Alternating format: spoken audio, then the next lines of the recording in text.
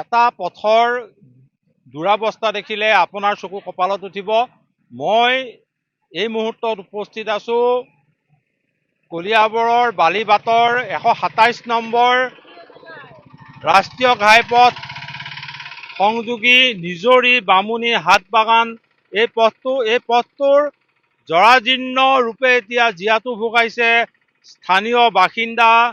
এই উদ্যোগ ক্ষেত্ৰখনলৈ নিতৌ অহা যোৱা কৰা কৰ্মচাৰীসকলৰ পথ নে আচলতে পুখুৰী আপুনি ধৰিব নোৱাৰিব, কাৰণ পথৰ মাজত প্ৰকাণ্ড প্ৰকাণ্ড গাঁতৰ সৃষ্টি হৈছে।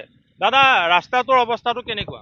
ৰাস্তাটোতো আপোনাৰ বহুত বেয়া হৈ আছে, গাড়ী চাড়ী এইফালে ডাম্পাৰ চাম্পাৰ চলি ৰাস্তাটো বেয়া হৈ গৈছে। আমাৰ অহা যোৱা বহুত অসুবিধা হয়। প্ৰকাণ্ড প্ৰকাণ্ড গাঁত নেকি ৰাস্তাৰ মাজত? অঁ, ৰাস্তাৰ মাজত একদম মানে আপোনাৰ গাড়ী লৈ আহিলে মানে ইমান সোমাই যায় পানীত। ৰাস্তা ভাঙি চিঙি গৈছে। ভাঙি চিঙি গৈছে একদম ইয়াৰ পৰা আপোনাৰ এই তালৈকে। এইটো ৰাস্তা ক'ৰ পৰা ক'লৈ গৈছে? এইটো ৰাস্তা আপোনাৰ ইয়াৰ পৰা বামুণীলৈকে গৈছে। হাটবাগান বামুণী? হাটবাগান বামুণী, ইফালে হাতীগাঁও এফালে গৈছে।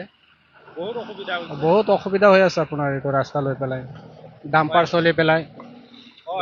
এই পথটো আপুনি দৃশ্য দেখিলে আপোনাৰ চকু কপালত উঠিব, কাৰণ পথৰ মাজত প্ৰকাণ্ড প্ৰকাণ্ড একোটা গাঁত নে পুখুৰী আপুনি নেদেখিলে সহজে অনুমান কৰিব নোৱাৰিব, কাৰণ পথটোৱে অহা যোৱা কৰা স্থানীয় লোক বাসিন্দাসকলে জমৰ যাতনা ভুগিবলগীয়া হৈছে। এই পথটোত এতিয়া বোকাময় হৈ পৰিছে, পুখুৰীৰ মাজত প্ৰকাণ্ড প্ৰকাণ্ড একোটা গাঁত হৈ পৰিছে। যিকোনো ধৰণৰ যান বাহন চলাচলত ৰাইজৰ অসুবিধা হৈছে। দাদা, আপুনি এই পথটোৰে নিতৌ অহা যোৱা কৰে, পথটোৰ অৱস্থাটো কেনেকুৱা? পথটো এনেকাই ৰিপ্লেইং নকৰে, ইমান দিনৰ পৰা এনেকাই আছে, বেয়া। গৰু ছাগলী যাবলৈ দিক্কত হয়, মানুহ গ'লেও পৰি যায়, তেনেকৈ আৰু প্ৰকাণ্ড প্ৰকাণ্ড গাঁত হৈছে আৰু শ্লিপ কৰে। স্কুটি যদি যায়, বাইক চাইক যায়, শ্লিপ কৰে, অসুবিধা হৈছে। আৰু ডাম্পাৰ ইমান লোড লৈ লৈ যায় ইয়াতে, সেইকাৰণে পথটো বেয়া হৈছে। এনেদৰে স্থানীয় লোকে জনালে যে এই পথটো সম্পূৰ্ণৰূপে বিধ্বস্ত হৈ পৰিছে, জহি খহি গৈছে, যাতায়াতৰ বাবে সম্পূৰ্ণ অনুপযোগী হৈ পৰিছে। কাৰণ পথ নে পুখুৰী আপুনি দৃশ্য নেদেখিলে হয়তো অনুভৱ কৰিব নোৱাৰিব, কাৰণ কলিয়াবৰৰ দাৰিগজিৰ 127 নম্বৰ যি 4-লেনযুক্ত পথ আছে, সেই পথৰ বালিবাটৰ পৰা নিজৰি বামুণী হাটবাগান আদি অঞ্চললৈ অহা যোৱা কৰা পথটো এতিয়া সম্পূৰ্ণৰূপে বিধ্বস্ত হৈ পৰিছে। অহা যোৱা কৰা লোকসকল জমৰ যাতনা ভুগিবলগীয়া পৰিস্থিতিৰ উদ্ভৱ হৈছে।